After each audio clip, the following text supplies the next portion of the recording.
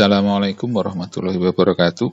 Kita lanjutkan pembahasan materi bab 4, mekanisme pasar dan pasar dalam perekonomian. Mekanisme pasar, pemahamannya adalah sebuah gambaran bagaimana produsen dan konsumen akhirnya menyepakati harga dan kuantitas. Harga berfungsi sebagai sinyal untuk mengalokasikan sumber daya. Produsen menetapkan harga berdasarkan pertimbangan keuntungan. Sebaliknya, konsumen membeli barang berdasarkan pertimbangan utilitas atau kegunaan barang. Di dalam pasar, berlaku hukum penawaran dan permintaan, di mana hukum penawaran dan permintaan ini akan memastikan alokasi sumber daya yang efisien. Kekuatan penawaran dan permintaan membantu dalam mencapai keseimbangan pasar atau equilibrium pasar. Pada kondisi itu, pasar menentukan harga dan kuantitas yang terbaik, baik bagi produsen maupun konsumen. Efek intervensi pihak eksternal. Kadangkala di dalam sebuah pasar, terdapat pemahaman dalam ilmu ekonomi bahwa terdapat pihak-pihak yang akan melakukan intervensi kepada pasar. Dan pihak utama yang sering melakukan intervensi ini adalah pihak pemerintah. Kenapa demikian? Karena pemerintah berkepentingan untuk memastikan bahwa proses terjadinya penawaran dan permintaan di pasar dapat berjalan dengan baik. Campur tangan pemerintah terkadang akan dapat mengganggu keakuratan informasi daripada harga pasar. Dua intervensi pemerintah yang biasanya mengganggu atau mengintervensi harga pasar adalah price floor atau harga dasar dan price ceiling atau harga atas. Intervensi pemerintah biasanya adalah untuk barang-barang publik atau barang-barang umum, di mana biasanya pihak swasta tidak cukup tertarik untuk masuk ke area tersebut karena faktor untung rugi secara finansial. Prinsip permintaan dan penawaran. Pengertian permintaan atau demand adalah keinginan konsumen untuk membeli suatu barang atau jasa pada berbagai tingkat harga selama periode tertentu yang disertai kesediaan dan kemampuan membeli barang tersebut. Bunyi hukum permintaan adalah semakin tinggi harga suatu barang, maka semakin sedikit jumlah barang yang diminta atau dijual. Demikian pula sebaliknya, semakin rendah harga suatu barang, maka akan semakin tinggi permintaan terhadap barang tersebut. Faktor-faktor yang mempengaruhi permintaan. 1. Harga barang itu sendiri. Jika harga barang semakin murah, maka permintaan terhadap barang akan ikut bertambah. 2. Harga barang lain yang bersangkutan. Harga barang lain yang terkait juga akan ikut mempengaruhi. Seperti bila ada dua barang yang bersifat substitusi atau pengganti dan atau bersifat komplement sebagai barang penggenap. 3. Distribusi pendapatan. Pendapatan per kapita mencerminkan daya beli konsumen. Tingkat pendapatan yang semakin tinggi artinya daya beli konsumen semakin kuat. Hal ini akan mempengaruhi secara langsung permintaan terhadap suatu barang yang akan ikut meningkat. 4. Selera konsumen. Suatu permintaan dapat tinggi atau rendah dipengaruhi oleh selera atau kebiasaan pola hidup suatu masyarakat. 5. Jumlah penduduk. Semakin tinggi jumlah penduduk dengan selera atau kebiasaan akan kebutuhan barang tertentu, maka akan semakin tinggi pula permintaan terhadap barang tersebut. 6. Ekspektasi harga di masa mendatang. Ketika harga suatu barang diprediksi akan naik, maka kecenderungan untuk membeli barang tersebut di masa sekarang akan lebih tinggi. Hal ini mendorong orang-orang membeli barang dengan tujuan untuk menghemat belanja di masa depan. Kasus-kasus seperti ini sering kita jumpai pada kondisi di mana masyarakat biasanya cenderung akan memborong barang-barang menjelang perayaan hari raya, tahun baru, Natal, ataupun perayaan-perayaan hari besar lainnya. Biasanya konsumsi akan kebutuhan barang diprediksi meningkat pada hari perayaan tersebut, sehingga kecenderungan orang akan melakukan pembelian barang jauh hari sebelum hari H pelaksanaan tersebut. Maka hal ini mendorong harga juga ikut akan naik. 7. Usaha-usaha produsen dalam meningkatkan penjualan. Para penjual biasanya akan melakukan berbagai usaha untuk mendorong konsumen membeli barang tersebut. Hal ini sangat besar pengaruhnya terhadap permintaan akan barang di masyarakat. Selanjutnya, jenis permintaan pasar. 1. Permintaan absolut atau absolute demand. Permintaan absolut merupakan seluruh permintaan yang ada di masyarakat terhadap barang dan jasa, baik oleh masyarakat yang berkemampuan untuk membeli barang tersebut, maupun yang tidak punya kemampuan untuk membeli barang tersebut. 2. Permintaan efektif. Permintaan efektif merupakan jenis permintaan terhadap barang dan jasa oleh masyarakat yang disertai dengan kemampuan membeli barang tersebut. Dalam perhitungan mekanisme pasar, umumnya yang dihitung untuk menentukan keseimbangan pasar adalah pada permintaan efektif ini. Penawaran. Pengertian penawaran atau supply adalah jumlah barang atau jasa yang ingin ditawarkan pada berbagai tingkat harga selama periode tertentu. Di dalam penawaran terdapat bunyi hukum penawaran. Semakin rendah harga dari suatu barang atau jasa, maka semakin sedikit penawaran atas barang atau jasa tersebut, serta semakin tinggi harga dari suatu barang atau jasa, semakin banyak penawaran atas barang atau jasa tersebut. Faktor-faktor yang mempengaruhi penawaran. 1. Harga barang itu sendiri. Ketika harga barang naik, maka produsen akan cenderung menambah jumlah barang yang diproduksi untuk kebutuhan pasar. Karena jumlah produksi yang tinggi inilah, maka penawaran untuk konsumen juga akan berpengaruh. 2. Harga barang lain yang terkait. Harga barang substitusi yang mengalami kenaikan akan mempengaruhi penawaran suatu barang ikut bertambah dan sebaliknya. 3. Harga sumber produksi.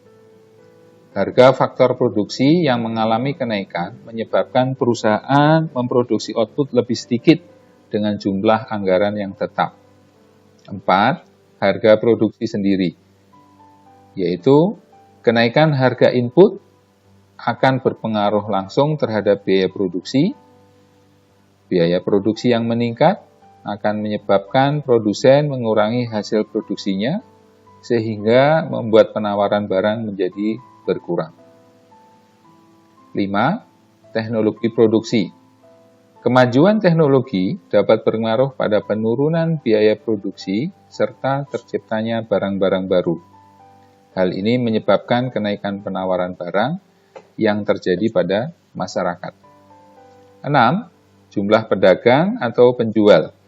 Ketika jumlah penjual atau produsen suatu produk semakin banyak, artinya semakin banyak penawaran barang yang diberikan kepada pasar. 7. Jumlah produk. Jumlah penjual produk tertentu yang semakin banyak akan membuat penawaran barang akan ikut bertambah. 8. Tujuan perusahaan.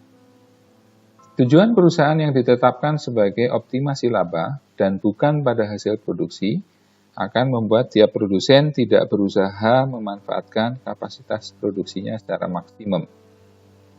9. Kebijakan pemerintah. Kebijakan pemerintah dalam upaya mengurangi komoditas impor menyebabkan suplai dan keperluan terhadap kebutuhan barang tersebut agar dapat dipenuhi sendiri. Harga keseimbangan. Harga keseimbangan pasar dapat diartikan sebagai harga ketika para konsumen dan produsen bersama-sama untuk tidak ingin menambah atau mengurangi jumlah yang dikonsumsi atau dijual, atau jumlah permintaan dan penawaran pada titik yang tetap. Terbentuknya harga pasar dapat dipengaruhi oleh berbagai faktor yang juga mempengaruhi permintaan dan penawaran. Masing-masing faktor yang ada dapat menyebabkan jumlah permintaan dan jumlah penawaran bergeser. Permintaan dan penawaran yang bergeser ini mengakibatkan tingkat harga keseimbangan ikut bergeser. Ketika harga suatu barang berada di bawah harga keseimbangan, artinya terdapat kelebihan permintaan. Ini karena ketika permintaan meningkat, penawaran menjadi berkurang. Sehingga apabila harga melebihi harga keseimbangan, berarti terjadi kelebihan penawaran. Masih topik keseimbangan pasar. Dalam mekanisme pasar, tujuan utama adalah dapat mencapai keseimbangan pasar.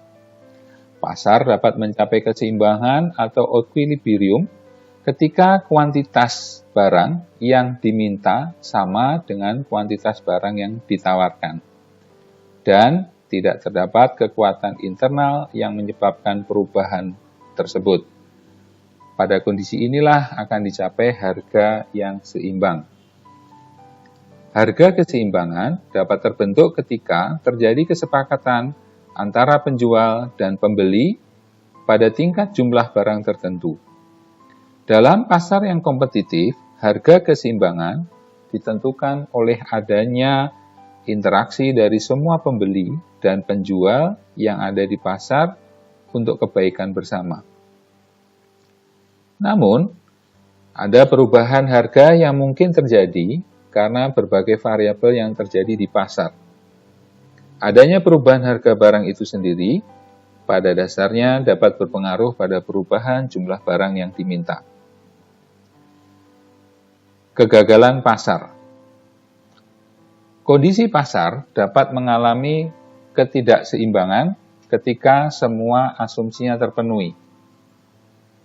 Hanya saja, ketika ada beberapa kondisi asumsi yang terpenuhi, maka pasar dapat seimbang ataupun mengalami kegagalan. Kegagalan pasar secara nyata sering terjadi karena asumsi-asumsi ini dalam kondisi nyata sukar untuk terlaksana. Penyebab kegagalan pasar. 1. Informasi yang tidak sempurna. Informasi mengenai kualitas barang terkadang tidak dapat kita ketahui dengan baik. Informasi yang tidak sempurna dari barang yang digunakan inilah yang menyebabkan kegagalan pasar.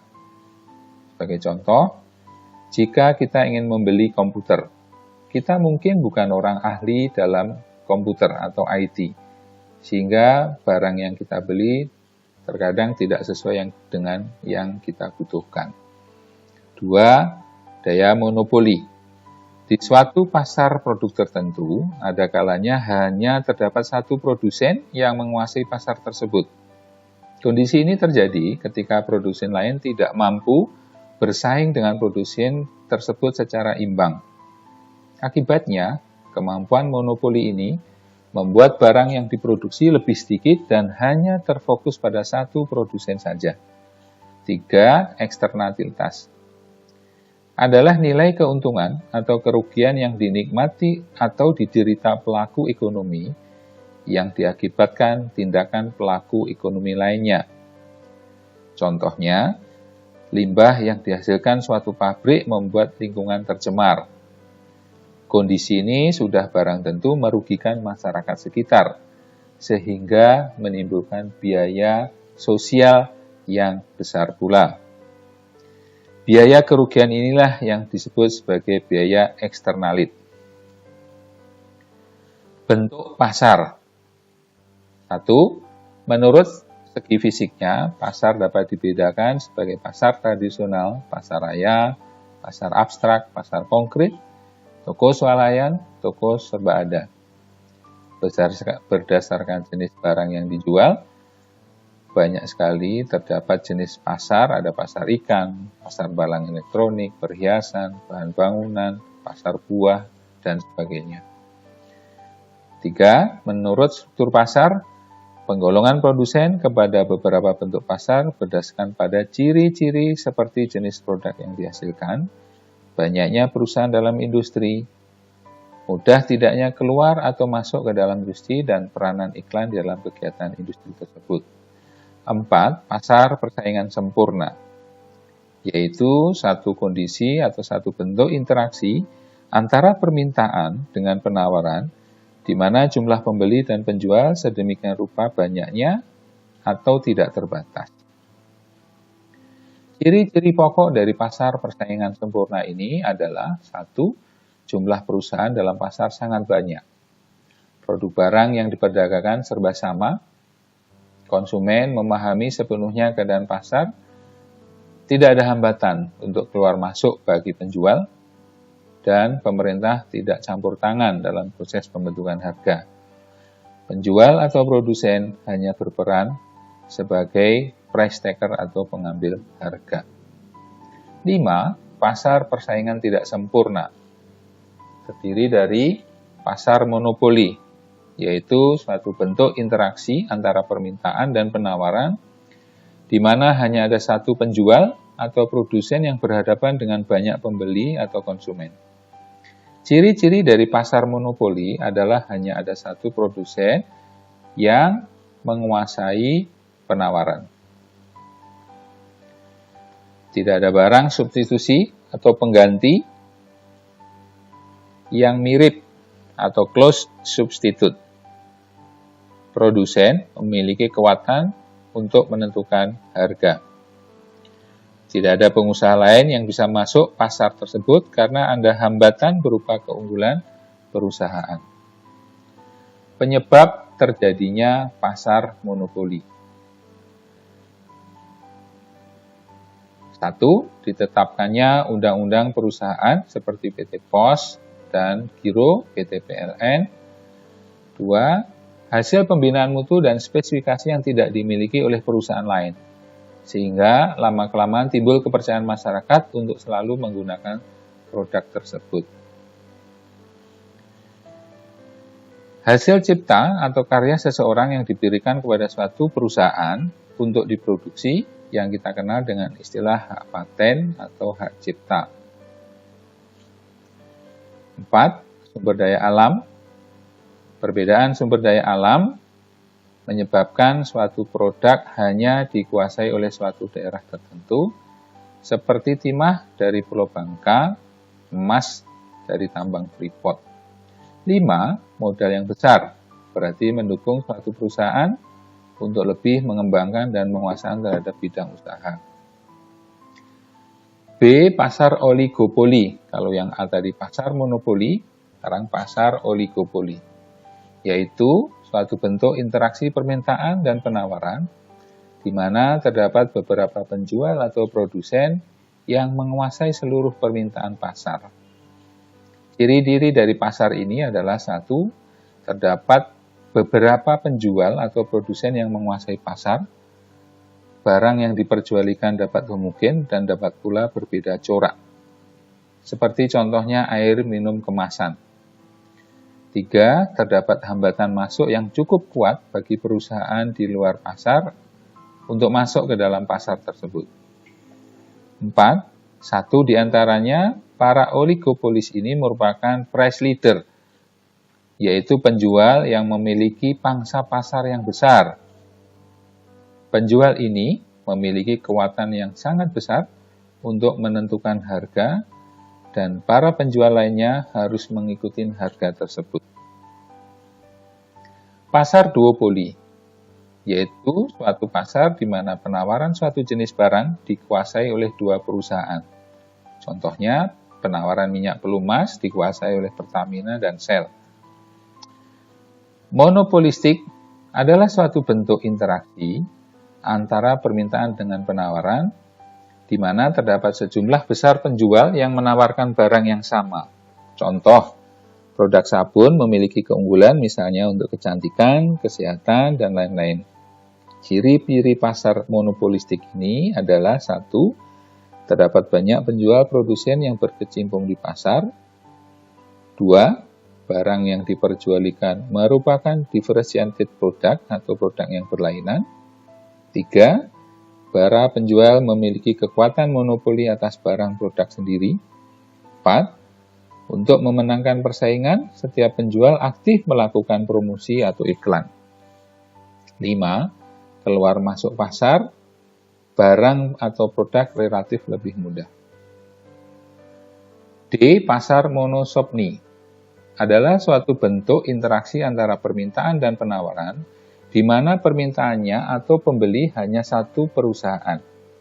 Contoh yang ada di Indonesia adalah PT Kereta Api Indonesia merupakan satu-satunya pembeli alat-alat pendukung kereta api. E. Campur tangan pemerintah dalam harga. Bentuk campur tangan dalam pengendalian harga dilakukan dengan cara langsung, seperti tarif listrik, bahan bakar minyak, air minum, harga dasar gabah, harga patokan semen, operasi pasar. Dengan cara tidak langsung, kebijakan produk dengan impor, kebijakan moneter, kebijakan subsidi. 6. Pasar faktor produksi diartikan keseluruhan penawaran dan permintaan faktor-faktor produksi yang terdapat dalam suatu daerah atau wilayah tertentu. Jenis-jenis pasar faktor produksi: 1. Faktor produksi tanah. 2. Faktor produksi SDM. 3. Berdasarkan lapangan kerja. Tenaga kerja profesional umumnya mempunyai pendidikan tinggi yang menguasai suatu bidang ilmu pengetahuan khusus seperti arsitek atau dokter. Tenaga kerja terampil, yaitu mereka yang memiliki keterampilan khusus dalam bidang tertentu yang diperoleh dari pendidikan seperti pendidikan menengah plus sampai setara D3.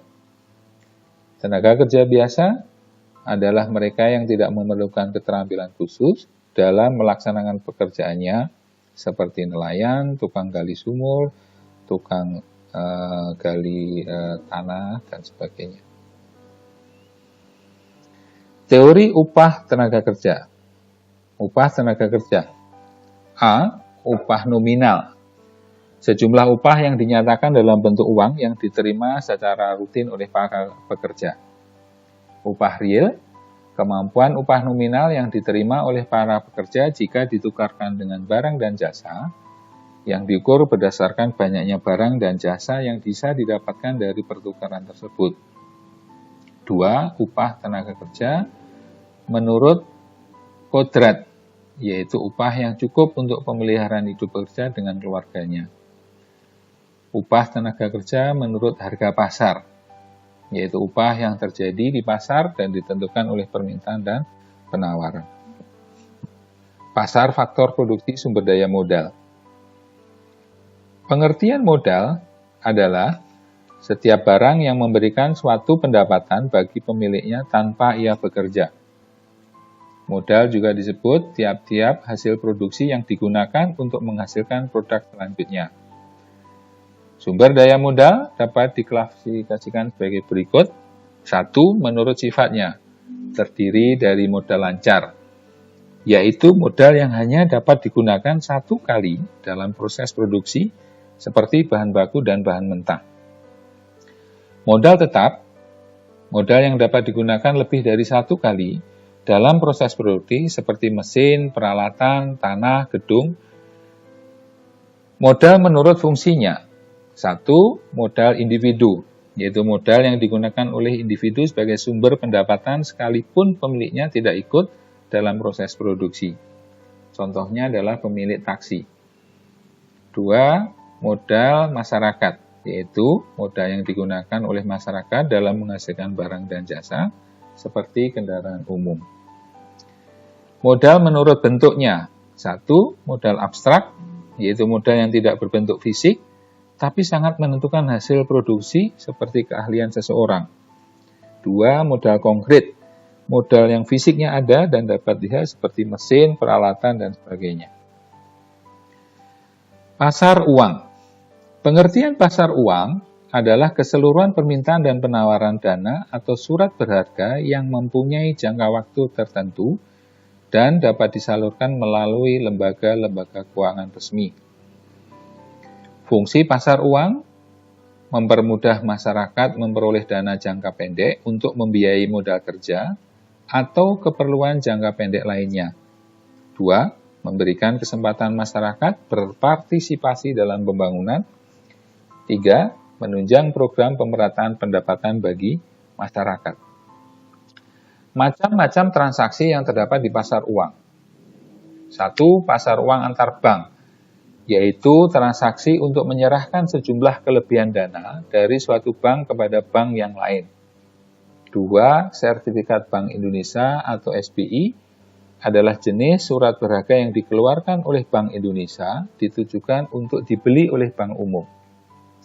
3. Surat berharga pasar uang adalah surat berharga yang dikeluarkan oleh bank umum dan dibeli oleh BI.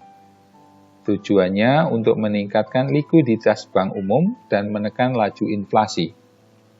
Likuiditas adalah kemampuan bank untuk memenuhi kewajiban jangka pendek. 4. Pasar valuta asing, yaitu sebuah tempat di mana seseorang dapat membeli atau menjual sejenis mata uang asing ataupun menukar dengan mata uang rupiah dari uang asing tersebut. Peserta pasar uang terdiri dari bank, perusahaan umum, perusahaan asuransi, atau lembaga keuangan seperti koperasi, institusi gadai, dan sebagainya. 2. Pasar modal. Pengertian pasar modal adalah tempat pertemuan aktivitas permintaan terhadap modal yang datang dari pihak debitur dan aktivitas penawaran modal yang datang dari pihak kreditur dalam hal transaksi kredit yang dilakukan oleh kedua belah pihak. Pengertian di pasar modal, banyak pengertian di dalamnya. 1. Saham. Apa itu saham? Saham adalah tanda bukti penyertaan modal atau bukti pemilikan atas suatu perseroan terbatas. Pemilik saham akan menerima dividen atau keuntungan sebagai bagian keuntungan usaha yang dibagikan kepada pemilik saham. 2. Obligasi adalah surat tanda hutang yang dikeluarkan perusahaan atau pemerintah kepada masyarakat. Pemilik obligasi akan mendapatkan pembayaran atas bunga pinjaman.